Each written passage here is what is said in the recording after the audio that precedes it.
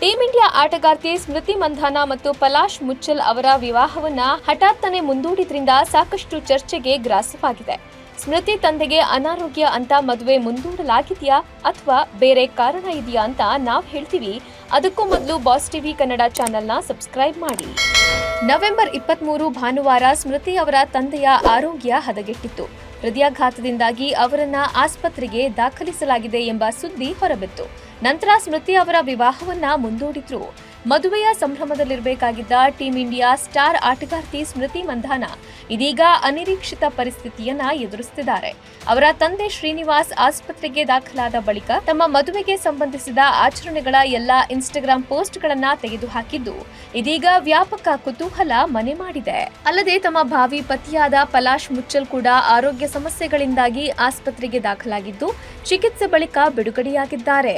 ಇದೀಗ ಸ್ಮೃತಿ ಅವರು ಮದುವೆ ಮತ್ತು ನಿಶ್ಚಿತಾರ್ಥಕ್ಕೆ ಸಂಬಂಧಿಸಿದ ಎಲ್ಲಾ ವಿಡಿಯೋಗಳನ್ನ ಪಲಾಶ್ ಅವರು ಪ್ರಪೋಸ್ ಮಾಡಿದ್ದ ವಿಡಿಯೋವನ್ನ ಕೂಡ ಅಳಿಸಲಾಗಿದೆ. ಸಹ ಆಟಗಾರ್ತಿಯರಾದ ಜೆಮಿಮಾ ರೋಡ್ರಿಗಸ್ ಮತ್ತು ಶ್ರೇಯಾಂಕಾ ಪಾಟೀಲ್ ಅವರಂತಹ ಆಪ್ತ ಸ್ನೇಹಿತರು ಮತ್ತು ತಂಡದ ಸದಸ್ಯರು ಸಹ ವಿಡಿಯೋಗಳನ್ನ ಅಳಿಸುವುದು ಇದೀಗ ವ್ಯಾಪಕ ಚರ್ಚೆಗೆ ಗ್ರಾಸವಾಗಿದೆ. ಈ ಮಧ್ಯೆ ಆರ್ಸಿಬಿ ನಾಯಕಿ ಮತ್ತು ಟೀಂ ಇಂಡಿಯಾ ಆಟಗಾರ್ತಿಯಾದ ಸ್ಮೃತಿ ಮಂಧಾನ ಅವರ ಕೈ ಹಿಡಿಯಬೇಕಿದ್ದ ಬಾಲಿವುಡ್ನ ಸಂಗೀತ ನಿರ್ದೇಶಕ ಪಲಾಶ್ ಮುಚ್ಚಲ್ ಮಾತ್ರ ಸ್ಮೃತಿ ಜೊತೆ ಮದುವೆ ನಿಶ್ಚಯವಾಗಿದ್ರೂ ಬೇರೆ ಮಹಿಳೆಯ ಜೊತೆ ಪಲಾಶ್ ಮುಚ್ಚಲ್ ಮಾಡಿದ್ದಾರೆ ಎನ್ನಲಾದ ಚಾಟ್ನ ಸ್ಕ್ರೀನ್ ಶಾಟ್ ವೈರಲ್ ಆಗಿವೆ.